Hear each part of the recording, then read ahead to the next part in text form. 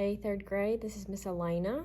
So I am going to start a new thing where I am going over your 5 a day for each week, just so that you can make sure that you're getting good practice at home.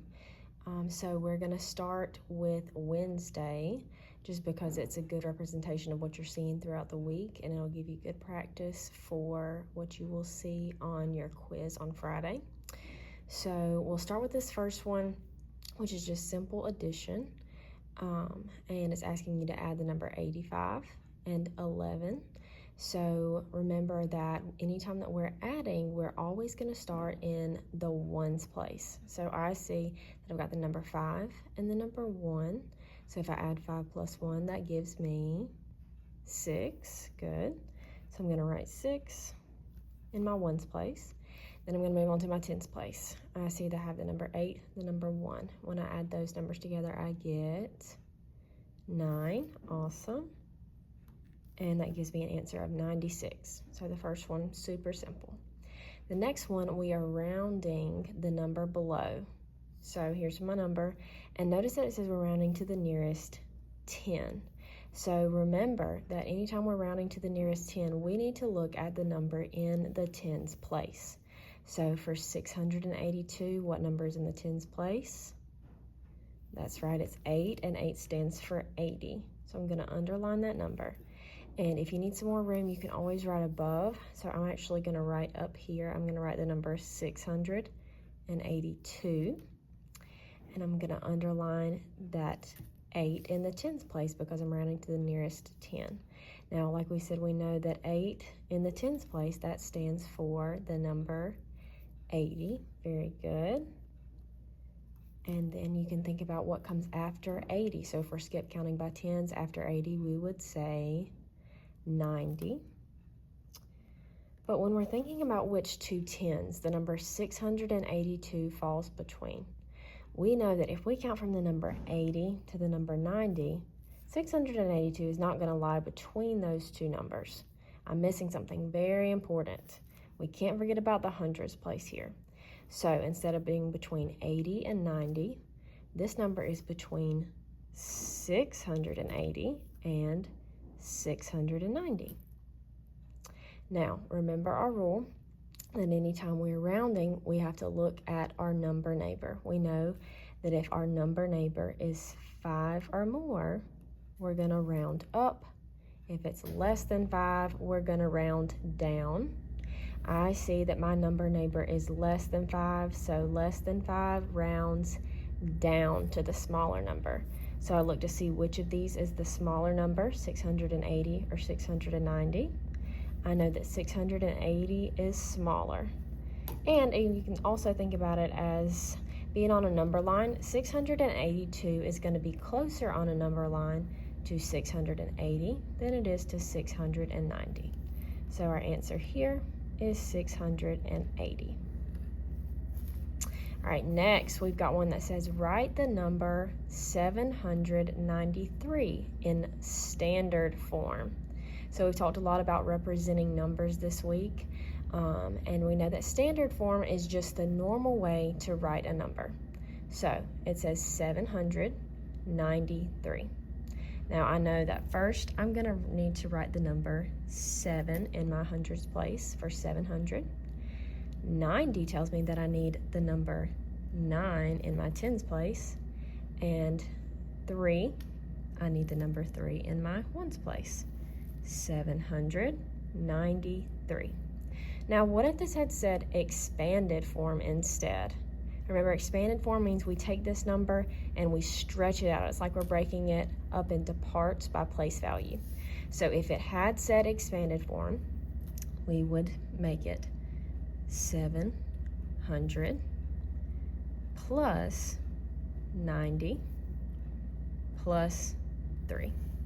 But then again, it asks for standard form, so this is my right answer here. Okay. Next, we've got some place value problems. It says, what is the value, that's talking about the place value of the underlined digit. Now, we can look at this number. We know it is 8,901. And I see that the number 9 is underlined. So I have to think about what place value is that 9 in. I see that the place value, the number 9 is in the hundreds place value. So that 9 right there is going to stand for 900. And that's my answer. That's it. Last one. This is probably the most tricky one. It's going to have you think the most. It says, Jamie says that the number 582 can round to 580 and 500. Is he correct? Explain.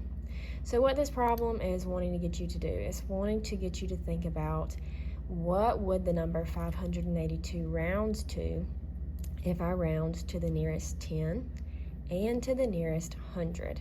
So we're just going to take this problem one step at a time. We're going to take that number 582 and we're going to round it 2 different times. So it really doesn't matter what you do first, but again, you're going to have to round to the nearest 10 and the nearest 100. So we'll just start with 100. And since I'm rounding to the nearest 100, I'm going to look at the number in my hundreds place. So in 582, what number is in the hundreds place? The number 5, that's right. So we're going to underline the 5. And we know that 5 in our hundreds place stands for 500. Then we can think, what 100 comes after 500? So if we were skip counting by hundreds, we would say 100, 200, 300, 400, 500. What comes next? 600. Very good. So all this means is that 582 falls between 500 and 600 on a number line. Now, remember that when we're rounding, we've got to look at our next door number neighbor. And our rule says 5 or more, round up, less than 5, round down. I see that the number 8 is 5 or more. 5 or more tells me I need to round up to the bigger number. So, which is the bigger number, 500 or 600? Good job, it is 600. So, all this means is that 582 is closer to 600 than it is to 500. Now, we're also going to think about rounding this number to the nearest 10. We can already look and see that Jamie is not going to be correct because he said the number 582 rounds to 500. And we just found that it does not round to 500, it rounds to 600. But let's see if he was right about it rounding to 580. We're just going to check both parts. So, the number 582 is now going to be rounded not to the nearest 100, but to the nearest 10. So I know that when I'm rounding to the nearest 10, I need to underline the digit in my tens place. What number is in the tens place in 582? 8. Very good. So I underline the 8. And what does that 8 stand for in my tens place? 810 stands for 80. Very good. And then we can think about what comes next after 80 is going to be 90. Very good.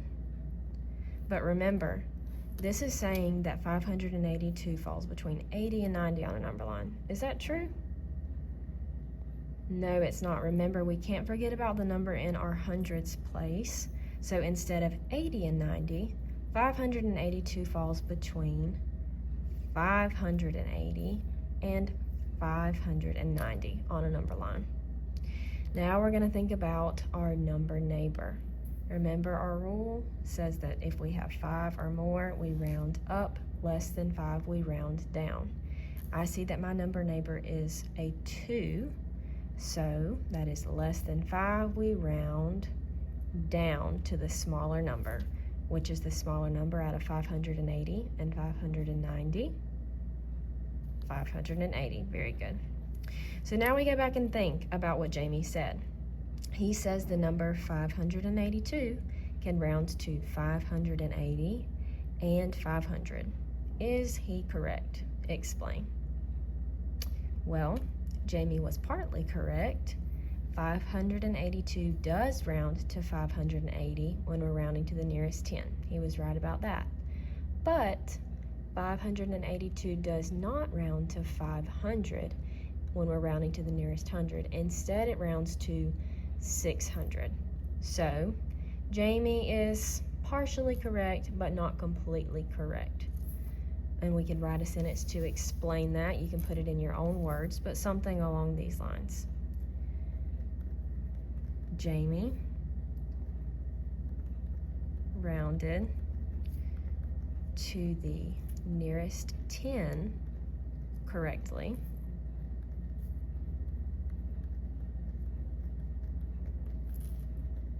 but not to the nearest 100.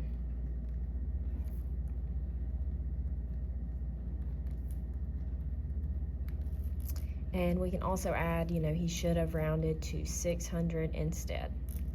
All right, that is our 5 a day for this week. Thank you for watching.